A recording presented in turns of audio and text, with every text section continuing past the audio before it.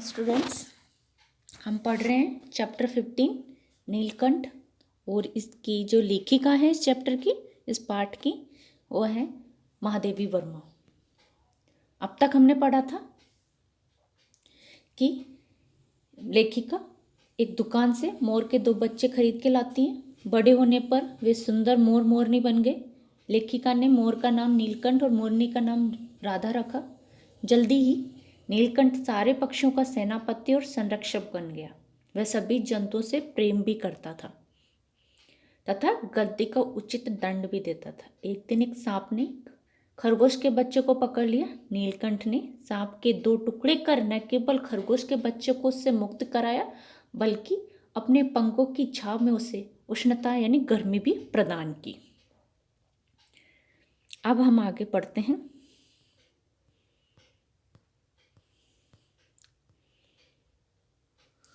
कि नीलकंठ महादेवी वर्मा को देखकर बहुत खुश होता था और उन्हें रिझाने की कोशिश करता था। महादेवी वर्मा ने यह समझ लिया था कि उसका नृत्य मुझे बहुत भाता है। यह तो नहीं बताया जा सकता, परंतु अचानक एक दिन वह मेरे जाली घर के पास पहुंचते ही अपने झूले से उतरकर नीचे आ गया और पंखों का सतरंगी मंडलाकार जो इस प्रकार का है ना, मंडलाकार छाता तानकर नृत्य की भंगिमा में है, डांस के पोस्चर में वो खड़ा हो गया। तब से वह नृत्य भंगिमा में नृत्य का क्रम बन गई। जो उसकी जो नृत्य भंगिमा थी, जो वो डांस के उसमें खड़ा होता था, वो उसका नृत्य यानी रोज का काम बन गया। प्राय मेरे साथ कोई ना कोई देशी विदेशी अतिथि भी पहुंच जाता था और नीलकंठ की मुद्रा को अपने प्रति सम्मान पूर्वक समझकर विस्मयाभिभूत हो उठता था कि वह जब इस प्रकार नीलकंठ करता था, मंडलाकार अपने जो पंख है उसको छाते की तरह मंडलाकार करता था, तो जो अतिथि हैं वो भी समझते थे कि हमें सम्मान, अपने प्रति वो सम्मान समझते थे और विस्मयाभिभूत हो जाते थे, आश्चर्यचकित हो जाते थे। कई विदेशी महिलाओं ने उसे परफेक्ट जेंटलमैन की उपाधि दी थी। जिस नुकीली पैनी चोंच से वह भयंकर बिस्तर को यानी सांप को, बिस्तर यानी सांप को खंड खंड कर सकता है, उसको उसके टुकड़े टुकड़े कर सकता है, उसी पैनी चोंच से हथेली पर रखे हुए भुने चने ऐसी कोमलता से होले होले उठाकर खाता था। उसी चोंच से वह महादेवी वर्मा की हथेली पर रखे चने, भुने हुए चनों को धीरे धीरे उठाकर इस प्रकार, इस नाजुकता से खाता था कि हंसी भी आती थी और विस्मय, आश्चर्य भी होता है कि यह वही मोर है जिसकी चोंच ने उस भयंकर सांप को मार दिया।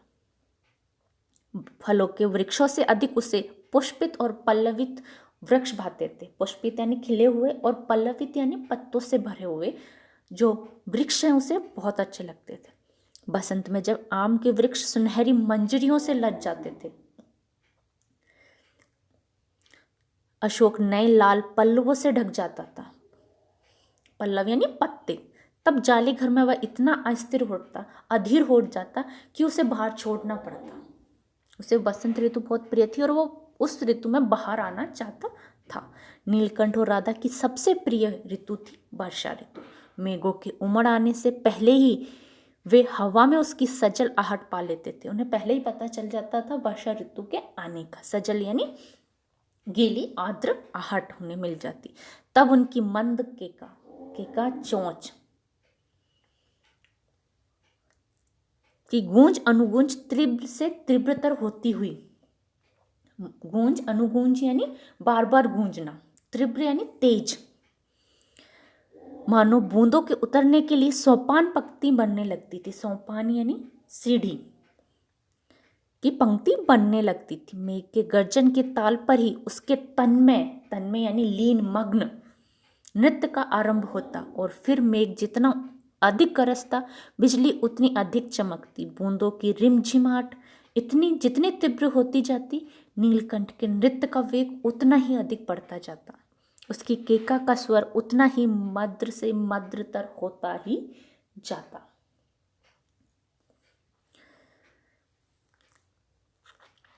वर्षा के थम जाने पर वह दाहिने पंजे पर दाहिना पंख और बाएं पर बायां पंख फैलाकर सुखाता। कभी कभी वे दोनों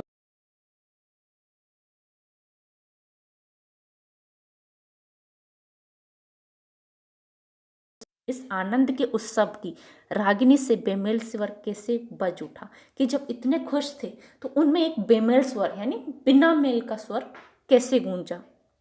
और वो क्या था बेमेल स्वर, इसकी करुण कथा है, इसकी बहुत ही दर्द भरी कथा है। क्या है वो? एक दिन मुझे किसी कार्य से नखास कोने से निकलना पड़ा। बड़े मियाँ ने पहले के समान कार को रोक लिया।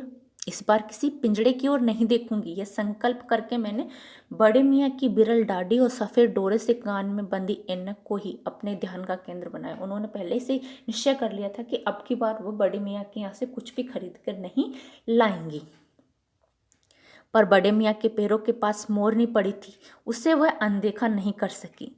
मोरनी राधा के समान ही थी। उसके मूंज से बंधे हुए, मूंज एक प्रकार का बांधने की रस्सी है, उससे बंधे दोनों पंजों की उंगलियां टूटकर इस प्रकार एकत्र, उसके दोनों पंजों की जो उंगलियां टूट गई थी और एक जगह इकट्ठी हो गई थी कि वह खड़ी भी नहीं हो सकती थी। वह मोरनी बड़े मियाँ की भाषण मेल, मतलब उनकी मेल ट्रेन की तरह उनकी जो भाषण देने की प्रक्रिया है वो चलती ही जाती है, फिर वो दूसरों की नहीं सुनते, बस अपनी ही बताते जाते हैं। तो वो दौड़ने लगी।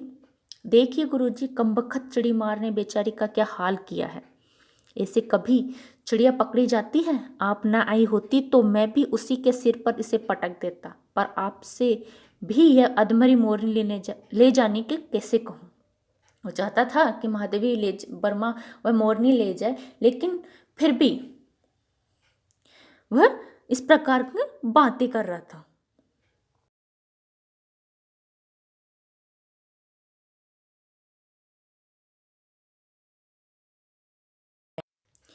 फिर उन्होंने उसी को अपने पढ़ने लिखने कमरे में रखा। पंजों की मरहम पट्टी की, देखभाल की उसकी। महीने भर में वो अच्छी हो गई। उंगलियां भी वैसी टेढ़ी मेढ़ी रही, लेकिन क्योंकि वो टूट चुकी थी, परंतु वह ठूंठ जैसे पंजों से डगमगाती हुई चलने लगी। जब उसे जालीघर में पहुंचाया गया तो उसका नाम रखा गया कुब्जा, क्योंकि वो उसके जो पैर की जो उंगलियां थी वो टूट चुकी थी और वो एक जगह इकट्ठी हो गई थी, तो वो जो चलती थी तो ऐसा लगता था कि कुबड़ निकली हुई है। इस वजह से उसका नाम रखा गया कुब्जा। लेकिन उसका स्वभाव भी उसी प्रकार था जैसे हमने रामकथा में पढ़ा था ना। कुबड़ी कौन थी? जो कुबड़ निकली हुई थी केकई की दासी मंथरा के, लेकिन उसका स्वभाव भी वैसा ही था। तो यहाँ पर महादेवी वर्मा ने भी उस मोरनी का नाम उसके स्वभाव के अनुरूप ही रखा, कुब्जा। अब तक नीलकंठ और राधा साथ साथ रहते थे। अब कुब्जा उन्हें साथ देखते ही मारने दौड़ती। चोट से मार मार कर उसने राधा की कलंगी नोच डाली, पंख नोच डाले। कठिनाई यह थी कि नीलकंठ उससे दूर भागता था और वह उसके साथ रहना चाहती थी। ना किसी जीव जंतु से उसकी मित्रता थी और न ही किसी को नीलकंठ के समीप आने देना चाहती थी। वो वो सभी जीव जंतु से उसने दुश्मनी कर ली थी कुब्जा ने, और वह किसी को भी नीलकंठ के पास नहीं आने देना चाहती थी। इसी बीच राधा ने 2 अंडे दिए, जिनको वह पंखों में छिपाए बैठी रहती थी। पता चलते ही कुब्जा ने चोंच मार मार कर राधा को ढकेल दिया और फिर अंडे फोड़कर ठूंठ जैसे पैरों से सब और छितर बितर कर दी। इस कलह कोलाहल से उससे भी अधिक राधा की दूरी से बेचारे नीलकंठ की प्रसन्नता का अंत हो गया, खुशी का अंत हो गया। कई बार वह जाली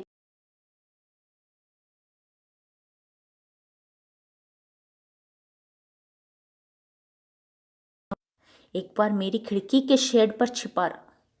मेरा दाना देने जाने पर वह सदा की भांति पंखों को मंडलाकार बनाकर खड़ा हो जाता, पर उसकी चाल में थकावट और आंखों में शून्यता थी, खालीपन था, अपनी अनुभवहीनता के कारण। क्योंकि महादेवी वर्मा ने सोचा नहीं था कि ऐसा हो सकता है, तो उनकी अनुभवहीनता के कारण ही मैं आशा करती रही कि थोड़े दिन बाद सबका मेल हो जाएगा। अंत में 3-4 मास महीने के उपरांत एक दिन सवेरे जाकर देखा कि नीलकंठ पूंछ पंख फैलाए धरती पर इस प्रकार बैठा हुआ है जैसे खरगोश के बच्चों को पंखों में छिपाकर बैठता था। मेरे पुकारने पर भी उसके ना उठने पर मुझे संदेह हुआ कि खड़ा नहीं हुआ, और उन्हें शक हुआ कि कहीं नीलकंठ मर तो नहीं गया। और सच में नीलकंठ मर चुका था, पर वास्तव में नीलकंठ मर गया। क्यों मरा, इसका उत्तर तो कोई नहीं जानता। अब तक नहीं मिल सका। न उसे कोई बीमारी थी, ना उसके रंग बिरंगे फूलों के स्तबक जैसे शरीर पर किसी चोट का चिन्ह मिला। स्तबक का मतलब होता है गुलदस्ता जैसे शरीर। मैं अपने शॉल में लपेट कर उसे संगम ले गई। संगम होता है जहाँ पर दो या दो से अधिक नदियों के मिलने का जो स्थान होता है उसे संगम कहते हैं। जब गंगा की बीच धार में उसे प्रवाहित किया तब उसके पंखों की चंद्रिकाओं से बिंबित प्रतिबिंबित होकर गंगा का चौड़ा पाट एक विशाल मयूर के समान तरंगित हो उठा। बिंबित प्रतिबिंबित, छाया प्रति छाया, तरंगित होना, नृत्य की उसमें मिल जाना। नीलकंठ के ना रहने पर ना राधा तो निश्चय